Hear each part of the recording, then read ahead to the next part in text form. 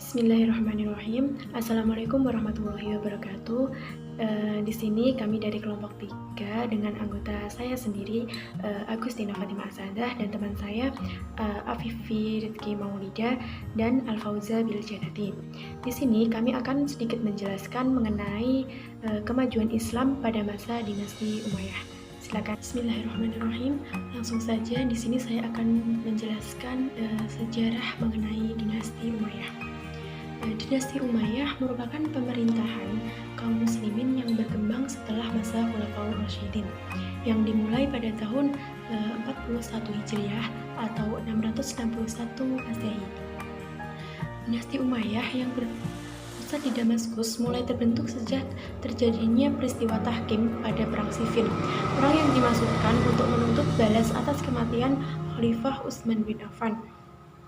Semula, peperangan ini akan dimenangkan oleh pihak Ali, tetapi melihat gelagat kekalahan itu, Muawiyah segera mengajukan usul kepada pihak Ali untuk kembali kepada hukum Allah. Dalam peristiwa Tahkim itu, Ali telah terperdaya oleh taktik dan siasat Muawiyah yang pada akhirnya ia mengalami kekalahan secara politis. Sementara itu, Muawiyah mendapat kesempatan untuk mengangkat dirinya sebagai khalifah. Dinasti inilah yang untuk pertama kalinya mendobrak sistem pemilihan pemimpin yang sedari awal dijalankan secara musyawarah mufakat menjadi sistem keluarga atau monarki. Karena Muawiyah ini pada saat menduduki jabatan sebagai khalifah dan setelah ia meninggal, dia memberikan jabatannya itu kepada anaknya. Untuk itu, kekhalifahan ini menggunakan sistem monarki atau kekeluargaan. Peristiwa ini di masa kemudian menjadi awal munculnya pemahaman yang beragam dalam masalah teologi, termasuk 3 kekuatan kelompok yang sudah mulai muncul sejak akhir pemerintahan Ali, yaitu Syiah, Muawiyah, dan Khawarij. Dinasti Umayyah sendiri didirikan oleh Muawiyah bin Abu Sufyan bin Harb. Nama dinasti Umayyah dinisbatkan kepada Umayyah bin Abdul Shams bin Abdul Manaf. Muawiyah selain sebagai pendiri juga sebagai khalifah pertama Bani Umayyah. Muawiyah ini dipandang sebagai pembangun dinasti ini.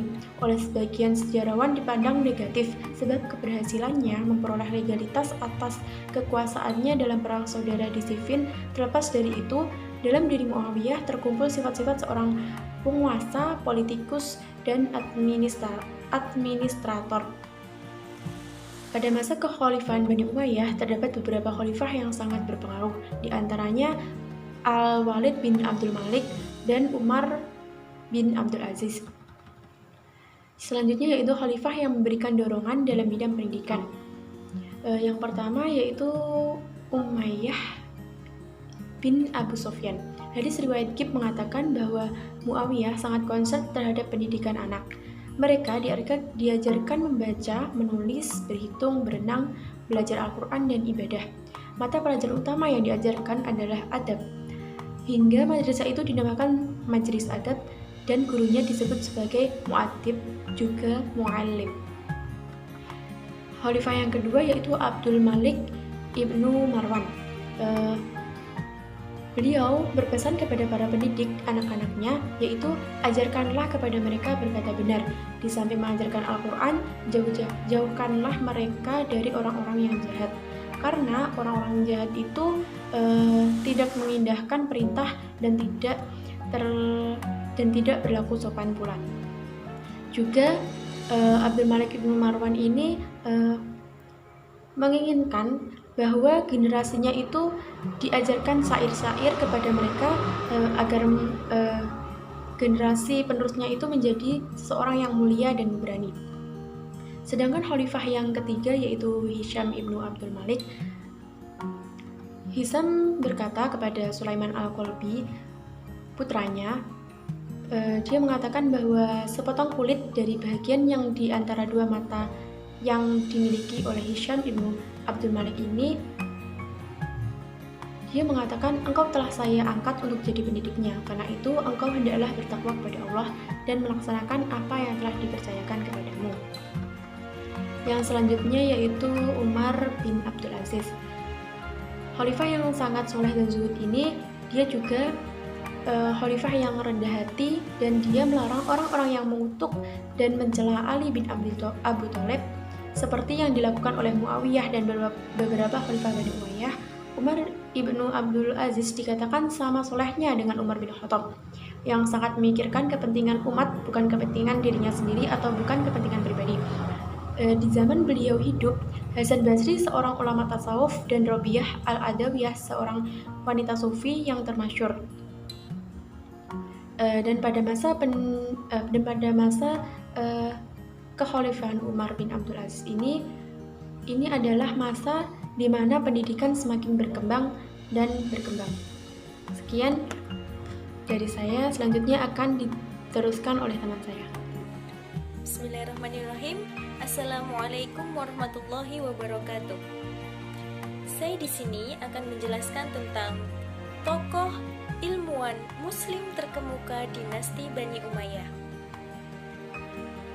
Selama dinasti Umayyah memegang tonggak kepemimpinan Islam di dunia, dinasti Bani Umayyah tidak hanya mengukirkan prestasi dalam menaklukkan dan memperluas wilayah Islam.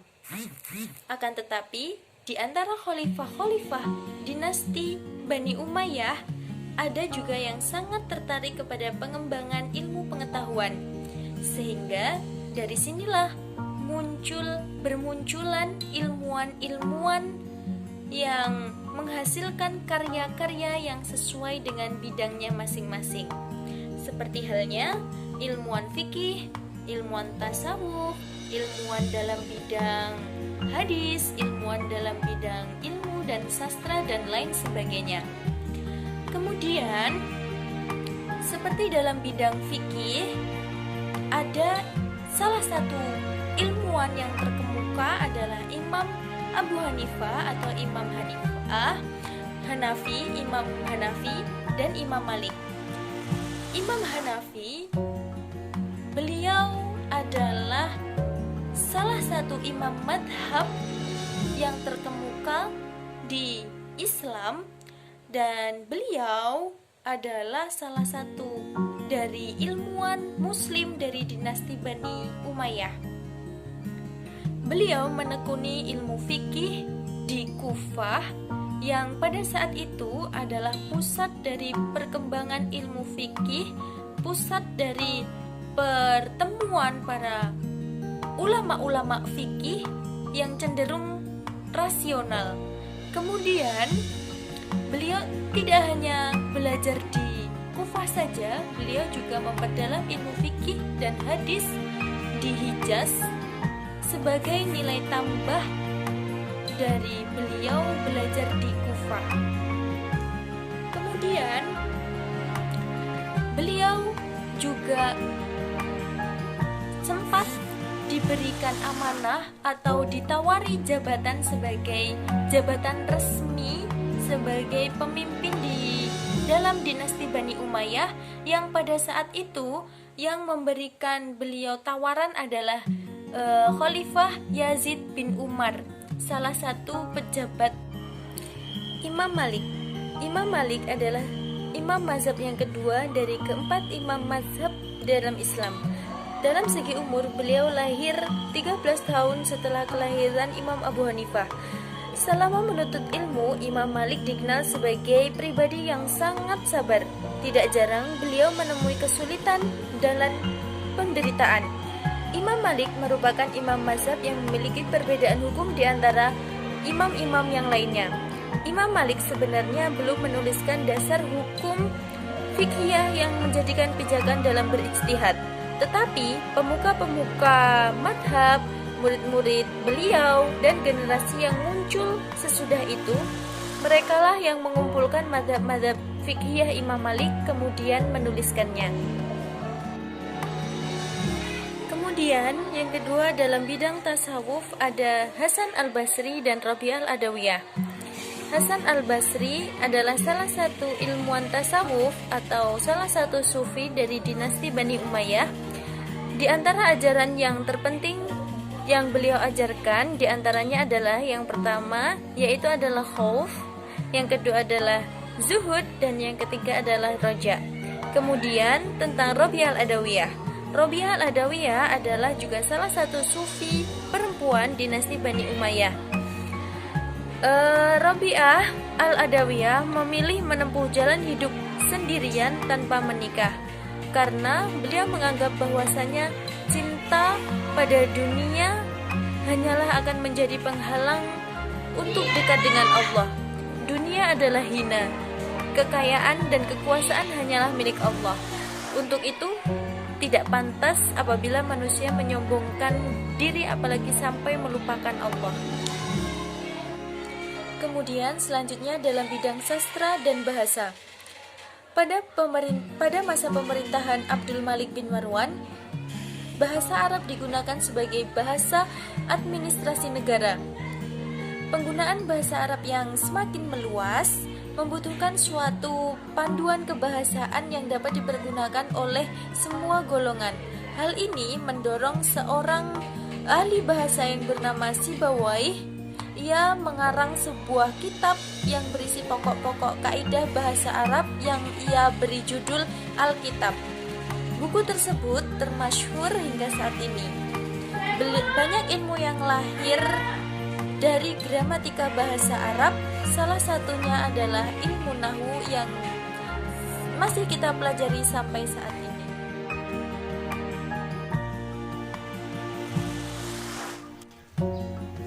Assalamualaikum warahmatullahi wabarakatuh. Di sini saya akan menjelaskan tentang kemajuan dinasti Umayyah. Kemajuan dinasti Umayyah dapat dibagi menjadi 5 bidang. Yang pertama yaitu administrasi pemerintahan, yang kedua bidang hukum, yang ketiga bidang kemiliteran, 4 bidang ekonomi, dan yang terakhir bidang sosial. Yang pertama yaitu bidang administrasi pemerintahan. Bentuk pemerintahan pada dinasti Umayyah dirubah, yaitu dari yang demokrasi menjadi monarki, yaitu turun-temurun atau kerajaan. Pada masa Muawiyah bin Abu Sufyan menurunkan tahta mahkotanya kepada anaknya, yaitu Yazid bin Muawiyah. Kemudian pusat pemerintahan juga dirubah, yang dulunya di Madinah kemudian dirubah ke Damaskus,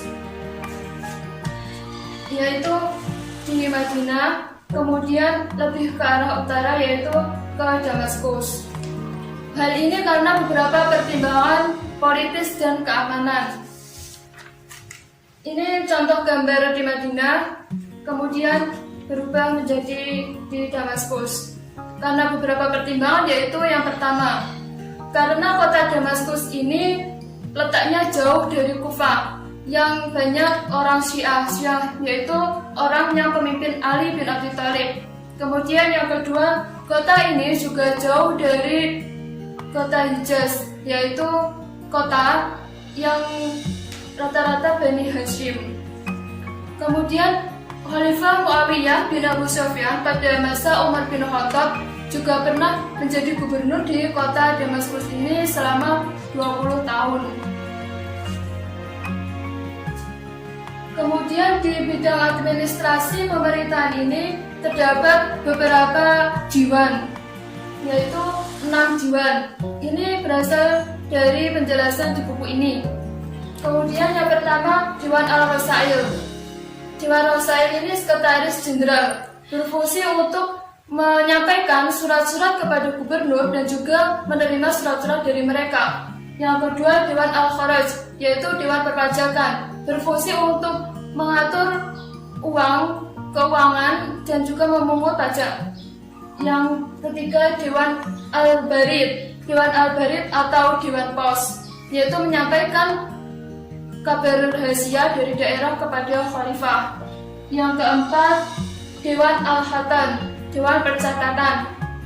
Yang kelima, Dewan Al-Imarah ala Al-Bugdan, yaitu menyampaikan kepada para gubernur tentang tugas mereka, yaitu menjadi pemimpin pemerintah dan pemimpin agama. Yang terakhir yaitu Dewan Syurtah atau Dewan Kepolisian. Yang kedua, bidang hukum. Bidang hukum atau Nidamul Qadai terdapat 3 bagian, yaitu yang pertama Al-Qadhi. Al-Qadhi berfungsi untuk memutuskan perkara dengan ijtihad. Yang kedua Al-Hisbah. Al-Hisbah berfungsi untuk memutuskan perkara-perkara umum dan tindak pidana dengan cepat. Yang ketiga An-Nadhar fil Madhalim, merupakan mahkamah yang tertinggi. Bidang yang keempat bidang yang ketiga yaitu kemiliteran. Pada masa dinasti Umayyah, militer mengalami perkembangan yang signifikan. Para khalifah menganut politik ekspansionisme, yaitu perluasan wilayah. Di masa dinasti Umayyah ini melakukan perluasan yang sangat luas. Kemudian juga didorong oleh militer yang kuat. Lembaga militer ini dinamakan Nidam Tajnidil Ijbari.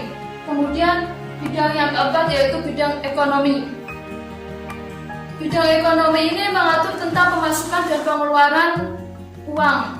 Pemasukannya bisa berasal dari dharaib, yaitu uang yang diberikan oleh warga, kemudian pajak istimewa, uang yang diberikan kepada daerah taklukan yang belum Islam. Kemudian pengeluarannya juga diberikan kepada orang untuk gaji, seperti gaji pegawai, tentara, dan tata usaha negara, untuk biaya perang, kemudian memberikan kepada para ilmuwan dan sastrawan. Pada bidang ekonomi ini, Khalifah Umar bin Abdul Aziz mengurangi pajak untuk non-muslim, sehingga banyak yang masuk Islam. Kemudian pada masa Abdul Malik bin Marwan, beliau mengeluarkan uang sebagai alat tukar yang terbuat dari emas atau perak dan dihiasi dengan khat ayat Al-Quran. Kemudian yang terakhir yaitu bidang sosial. Di bidang sosial ini, orang yang Arab itu menganggap dirinya lebih mulia dari orang-orang yang non-Arab atau mawali. Kemudian usaha-usaha yang dilakukan dinasti Umayyah pada bidang sosial ini seperti mendirikan rumah yatim, rumah panti jompo, rumah sakit, memberikan biaya untuk sektor pertanian seperti pengairan, membangun jalan-jalan dan sumur-sumur. Kemudian juga terjadi banyak pembangunan infrastruktur.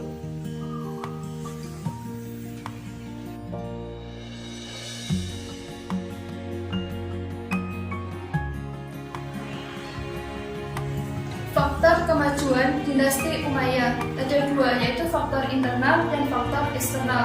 Ya, faktor internal itu maksudnya faktor yang berasal dari dalam dinasti Umayyah. Yang pertama, luasnya wilayah. Pada masa dinasti Umayyah melakukan perluasan yang sangat luas, sehingga hal tersebut membuat pemerintahan dinasti Umayyah menjadi kuat. Berbeda dengan pada masa pemerintahan Rasulullah dan Khulafaur Rasyidin, kekuasaan wilayah dinasti Umayyah ini lebih luas dari masa pemerintahan Rasulullah dan Khulafaur Rasyidin. Kemudian yang kedua yaitu kekuatan militer. Pada masa dinasti Umayyah, Khalifah mengkombinasikan dua, yaitu antara keimanan dan kebiasaan berperang. Kemudian juga didasari dengan hakikat ajaran Islam, yaitu jihad fisabilillah. Kemudian yang ketiga yaitu ekonomi dan politik. Pada masa dinasti Umayyah ekonominya bagus karena melakukan pembangunan di dalam pertanian seperti pengairan, kemudian juga melakukan pembangunan dalam hal transportasi dan lain sebagainya, sehingga masyarakat menjadi puas terhadap kekuasaan dinasti Umayyah. Kemudian politik. Dinasti Umayyah merupakan seorang dinasti yang ahli dalam percaturan politik. Kemudian faktor eksternal ada dua, yaitu yang pertama hancurnya negara Persia dan terporsirnya Bizantium. Jadi dengan hancurnya negara Persia dan Bizantium akan memberi dampak kepada mereka dalam hal bidang ekonomi, hukum, politik, militer, sehingga akan dirasakan terhadap dinasti Umayyah. Kemudian yang kedua yaitu timbulnya kebencian orang-orang daerah yang dulunya merupakan jajahan Bizantium. Jadi daerah-daerah yang menjadi bekas jajahan Bizantium itu merasa benci terhadap Bizantium, sehingga dengan hadirnya Islam di antara mereka seakan-akan memberikan angin segar dan memberikan kompensasi terhadap pemerintahan yang lama.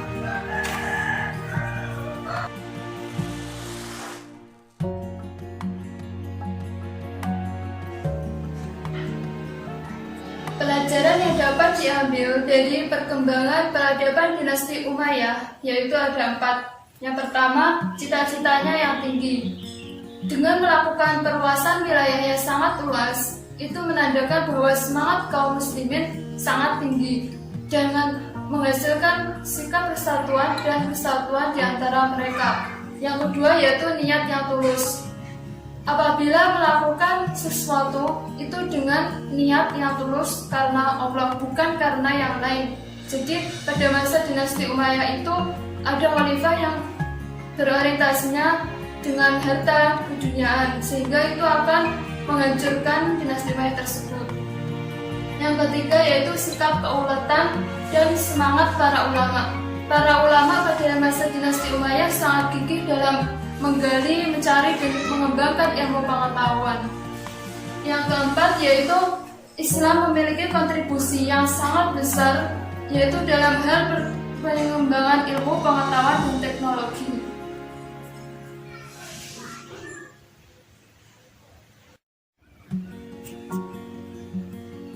Di sini terdapat nasihat dari Umar bin Abdul Aziz yang berbunyi, "In istata'ta fakun 'aliman, fa in lam tastati' fakun muta'alliman, fa in lam tastati' fa ahibbahum, fa in lam tastati' fala tubghidhum." Yang artinya, jadilah kamu seorang ulama, apabila tidak mampu, jadilah penuntut ilmu. Apabila tidak mampu, cintailah mereka, dan apabila tidak mampu, jangan benci mereka. Sekian dari saya, kurang lebihnya mohon maaf. Wassalamualaikum warahmatullahi wabarakatuh.